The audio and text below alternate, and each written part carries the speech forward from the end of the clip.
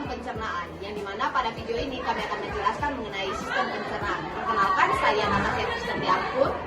Saya Dimitri Samuel Martaka. Saya Kristina Celsian Jabut. Saya Ilmu Geli Kare. Saya Kaprina Nurmalianti. Saya Kandela Gerlani Tifanikos.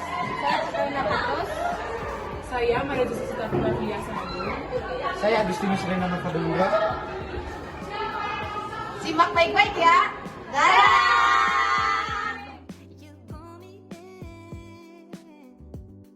Sistem pencernaan adalah serangkaian sistem yang terdiri dari organ-organ tubuh yang berfungsi untuk mencerna, menyerap nutrisi, serta mengeluarkan sisa-sisa makanan yang tidak dibutuhkan oleh tubuh lagi.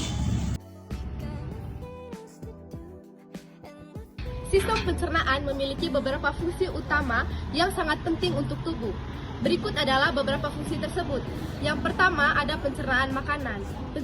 Pencernaan makanan berfungsi untuk menguraikan makanan menjadi nutrisi yang lebih kecil dan lebih mudah diserap.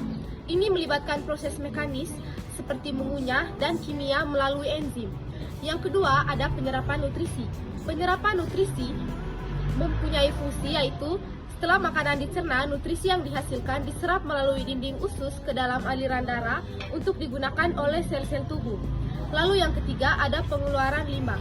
Pengeluaran limbah berfungsi untuk menghilangkan sisa-sisa makanan yang tidak dapat dicerna. Yang keempat, produksi enzim dan hormon.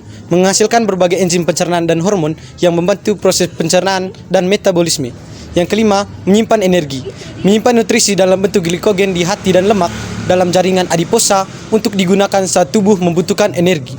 Yang keenam, menjaga kesehatan mikrobiota usus. Memelihara keseimbangan mikroorganisme yang bermanfaat dalam usus yang membantu dalam pencernaan dan kesehatan secara keseluruhan. Yang ketujuh, imunitas. Berperan dalam mempertahankan tubuh dalam mencegah patogen dan zat asing masuk ke dalam aliran darah. Baik, berikut saya akan menjelaskan mengenai fungsi alat organ dalam sistem pencernaan. Yang pertama yaitu mulut. Di dalam mulut, manusia tersusun atas gigi, lidah, air liur, dan kelenjar ludah yang berfungsi menjalankan proses mekanik dan kimiawi dari makanan supaya bisa masuk ke pencernaan. Yang kedua yaitu kerongkongan. Kerongkongan adalah saluran penghubung antara mulut dan lambung. Di kerongkongan, ini semua minuman atau makanan yang sudah dikunyah akan menuju ke lambung. Yang ketiga yaitu lambung. Nah, lambung adalah kantung yang terletak di rongga perut sebelah kiri. Lambung berfungsi mencegah makanan agar berubah menjadi seperti bubur. Di dalam lambung, makanan akan bercampur dengan zat dan asam enzim. Yang keempat yaitu usus halus. Usus halus atau usus kecil adalah bagian terpanjang di saluran pencernaan manusia. Nah, peran usus halus yaitu mencegah sekaligus menyerap nutrisi dari makanan dan konsumsi. Usus halus terdiri ada 3 yaitu usus 12 jari, usus kosong, dan usus penyerap. Kelima yaitu pankreas.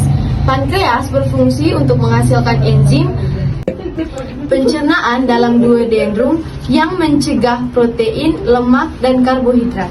Nah, organ satu ini juga bertugas membuat insulin, meneruskannya langsung ke aliran darah. Nah, hormon utama dalam tubuh untuk metabolisme gula. Yang keenam, hati. Hati atau liver memiliki banyak fungsi. Namun, fungsi utamanya sebagai organ sistem pencernaan manusia adalah proses nutrisi dan penyerapan di usus kecil. Empedu yang berasal dari organ hati akan masuk ke usus kecil. Hal ini memainkan peran penting dalam mencerna lemak dan beberapa vitamin. Yang ketujuh, kantung empedu. Kantung empedu yang berfungsi menyimpan dan mengonsentrasikan. Yang kesembilan ada rektum. Rektum atau disebut juga poros usus merupakan bagian akhir dari usus besar. Rektum menjadi penghubung antara usus besar dengan anus. Organ ini berguna untuk menampung feses dari usus besar sampai tiba saatnya dikeluarkan tubuh lewat anus. Yang terakhir ada anus. Anus adalah lubang tempat saluran pencernaan berakhir yang menjadi jalan keluarnya feses dari dalam tubuh.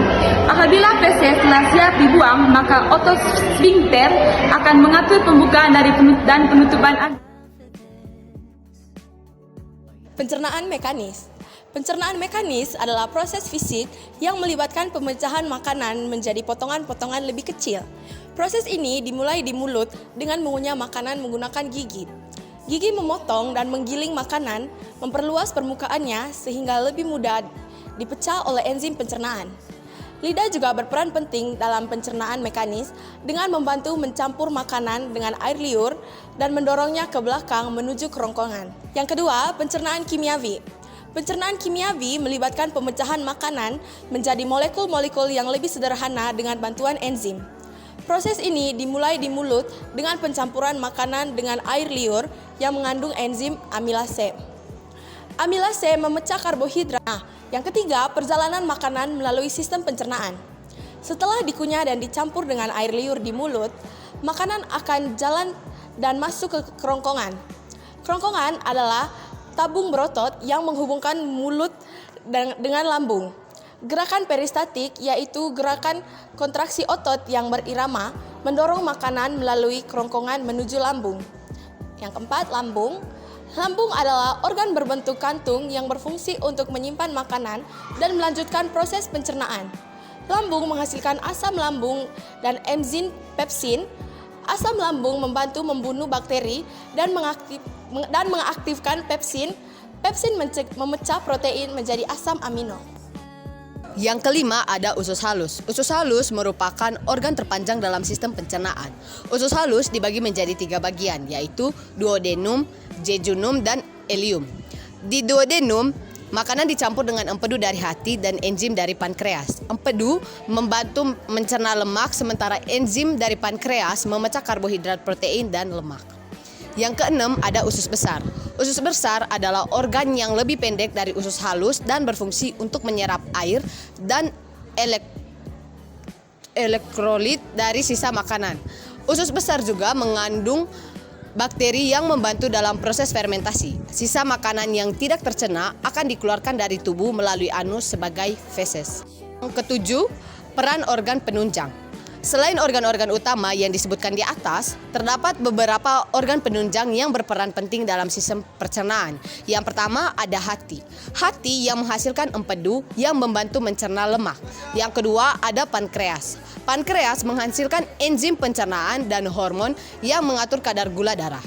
Yang ketiga ada kelenjar ludah, di mana kelenjar ludah ini menghasilkan air liur yang membantu melumasi makanan dan memulai proses pencernaan kimiawi. Yang kedelapan ada mekanisme peristaltik.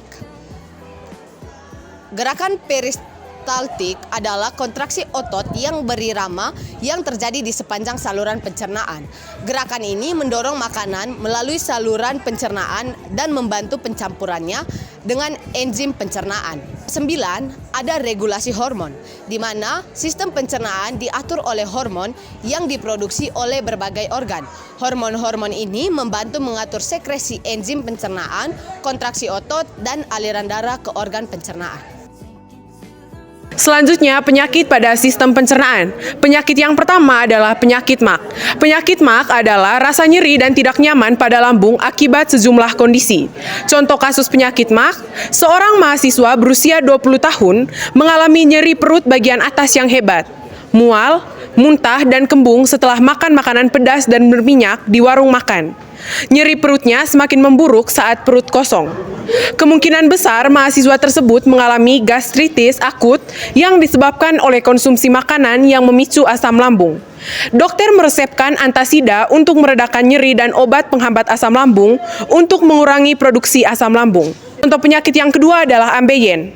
Ambeien merupakan suatu kondisi terjadinya pelebaran pembuluh darah vena pada rektum bagian bawah atau di bawah kulit yang mengelilingi anus. Contoh kasus ambeien, seorang wanita berusia 40 tahun mengalami benjolan yang terlihat di sekitar anus, disertai rasa gatal dan nyeri. Benjolan tersebut terasa sakit saat buang air besar. Wanita tersebut mungkin mengalami ambeien eksternal yang disebabkan oleh kehamilan, obesitas, atau diare kronis. Dokter menyarankan perubahan gaya hidup seperti makan makanan berserat tinggi, minum banyak air, dan berolahraga secara teratur. Ia juga meresepkan obat-obatan untuk meredakan nyeri dan krim untuk mengurangi pembengkakan. Nah, penyakit yang ketiga adalah diare. Nah, seseorang akan dikatakan diare apabila seseorang itu membuang air besar lebih dari 3 kali dalam sehari. Nah, kenapa terjadi ini diare? Karena seseorang itu memakan makanan yang tidak sehat. Contohnya adalah makan sempol, pentol, dan lain-lain.